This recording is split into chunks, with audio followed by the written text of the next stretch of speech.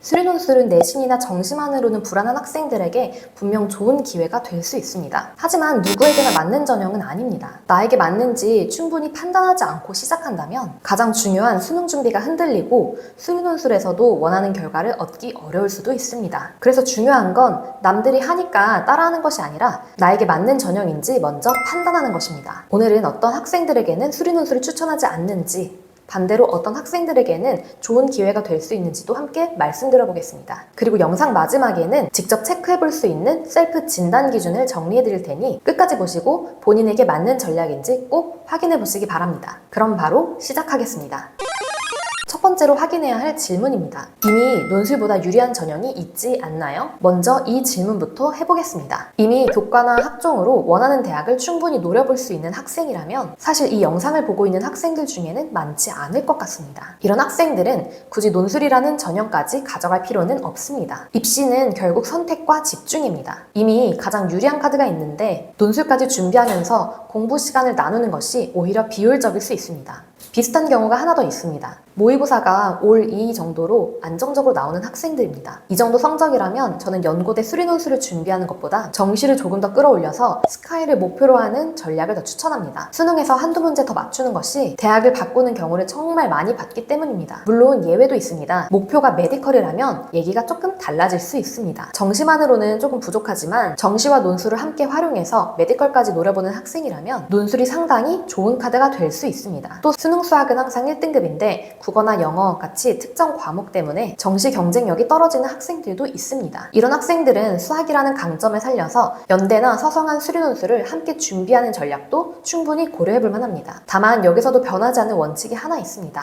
논술 때문에 수능 공부가 흔들려서는 안 됩니다. 두 번째 질문입니다. 수능 최저를 현실적으로 맞출 수 있나요? 이 부분은 상담하면서 정말 많이 얘기하는 내용입니다. 논술은 논술 시험만 잘 보면 되는 전형이라고 생각하는 학생들이 있는데 최저가 있는 대학이라면 논술 시험을 아무리 잘 봐도 최저를 맞추지 못하면 불합격입니다. 그래서 지금 최저를 맞출 가능성이 낮은 학생이라면 논술 문제를 하나 더 푸는 것보다 최저를 맞출 실력을 만드는 것이 우선입니다. 그리고 한 가지 더 말씀드리고 싶은 게 있습니다. 상담하다 보면 이하보 정도는 충분히 맞출 것 같아요 라고 얘기하는 학생들이 꽤 있습니다. 그런데 실제로는 모의고사에서 꾸준히 이하보를 맞추던 학생도 수능 당일에는 긴장이나 컨디션 때문에 최저를 놓치는 경우를 정말 많이 봤습니다. 그래서 저는 최저를 너무 쉽게 생각하지 말라고 항상 얘기합니다. 물론 저는 수능 최저가 없는 대학만 지원할 건데요 라고 하는 학생들도 있습니다. 맞습니다. 그렇다면 전략이 조금 달라질 수는 있습니다. 하지만 그렇다고 수능 수학까지 놓아도 된다는 의미는 절대 아닙니다. 수리논술은 결국 수학적 사고력을 평가하는 시험입니다. 기본기는 수능 수학과 연결되어 있기 때문에 수능 수학이 흔들리는데 논술만 잘하는 경우는 현실적으로 거의 없습니다. 참고로 수능 최저가 없는 대학을 어떻게 활용하면 좋은지는 예전에 따로 영상을 만들어둔 게 있습니다. 관심 있는 학생들은 우측 상단 카드나 설명란도 함께 참고해보시면 도움이 될 겁니다. 세 번째 질문입니다. 혹시 논술을 수능의 대체 전략으로 생각하고 있진 않나요? 이 부분은 제가 실제로 학생들을 가르치면서도 많이 느끼는 부분입니다. 예전에 이런 학생이 있었습니다. 저는 다른 과목은 어차피 안 할 거예요. 논술로 대학 갈 거라서요. 수능은 최저만 맞추면 된다고 생각하고 논술에 거의 모든 시간을 쓰려고 했던 학생이었습니다. 근데 제가 가르쳐보면 이렇게 수능 자체를 조금 내려놓은 마음가짐을 가진 학생들은 수능 수학도 끝까지 끌고 가는 경우가 생각보다 많지 않았습니다. 결국 논술도 기대만큼 실력이 올라오지 못하고 결과도 아쉬웠던 경우들을 꽤 봤습니다. 물론 결과가 좋은 학생들도 있긴 합니다. 하지만 저는 이런 접근이 굉장히 위험한 선택이라고 생각합니다. 수리논술은 수능을 대신하는 전형이 아니라 수능이 받쳐줄 때 더 힘을 발휘하는 전형이기 때문입니다. 마지막으로 확인해야 할 질문입니다. 수학 기본기가 탄탄한가요? 수학이 4, 5등급인 학생들은 이런 질문을 많이 합니다. 그럼 저는 수리논술을 하면 안 되는 건가요? 꼭 그렇진 않습니다. 다만 우선순위가 중요합니다. 수능 수학 등급을 올리는 것을 가장 먼저 목표로 두고 그 과정에서 비교적 난도가 낮은 논술을 함께 병행하는 것은 충분히 가능합니다. 하지만 논술만 열심히 하면 되겠지? 이런 접근은 추천하지 않습니다. 결국 수능 수학 실력이 올라야 논술 실력도 같이 올라갑니다. 그리고 같은 수학 성적이라도 준비 방법은 학생마다 달라질 수 있습니다. 어떤 학생은 먼저 기본기를 탄탄하게 만드는 것이 우선이고 어떤 학생은 수능과 논술을 처음부터 함께 병행해도 괜찮습니다. 중요한 건 남들처럼 준비하는 것이 아니라 내 현재 실력에 맞게 준비하는 것입니다. 여기까지 들으면서 그러면 나는 수리논술하면 안 되는 학생인가? 이런 생각하는 학생들이 있을 겁니다. 그런데 꼭 그렇진 않습니다. 반대로 수리논술이 상당히 좋은 기회가 되는 학생들도 분명히 있습니다.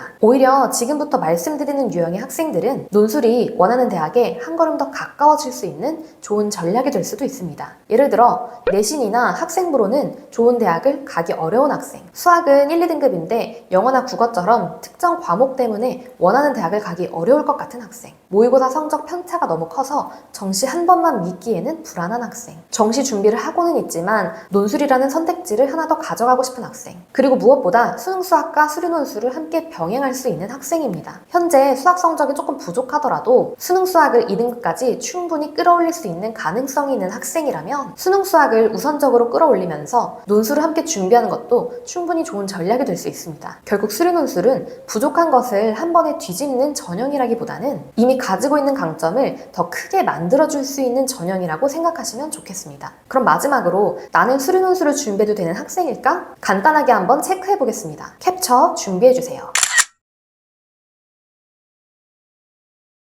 예스가 많다면 논술을 적극적으로 고려해볼 만한 학생일 가능성이 높고, 반대로 노가 많다면 수능에 조금 더 집중하는 것이 더 좋은 선택일 수 있습니다. 물론 이 체크리스트 하나만으로 모든 학생을 판단할 수는 없습니다. 같은 성적이라도 목표 대학과 과목별 성적, 수능 최저 가능성에 따라 준비 전략은 충분히 달라질 수 있기 때문입니다. 오늘 내용을 한 문장으로 정리하면 이겁니다. 수리 논술은 누구에게나 좋은 전형도 누구에게나 맞지 않은 전형도 아닙니다. 결국 중요한 건 나에게 맞는 전형인지 판단하는 것입니다. 남들이 다 하니까 시작하는 것이 아니라 내 성적 구조와 목표 대학에 맞는 전략을 세우는 것이 훨씬 중요합니다. 그리고 학생마다 맞는 준비 전략은 모두 다를 수 있습니다. 혼자 계획을 세우기 어렵다면 본인에게 맞는 방식으로 체계적으로 관리받는 것도 하나의 방법입니다. 자세한 내용은 설명란이나 고정 댓글을 한번 참고해보세요. 오늘 영상이 여러분의 입시 전략을 세우는데 조금이나마 도움이 되었길 바랍니다. 좋아요와 구독 부탁드리고 다음 영상에서 또 찾아뵙겠습니다.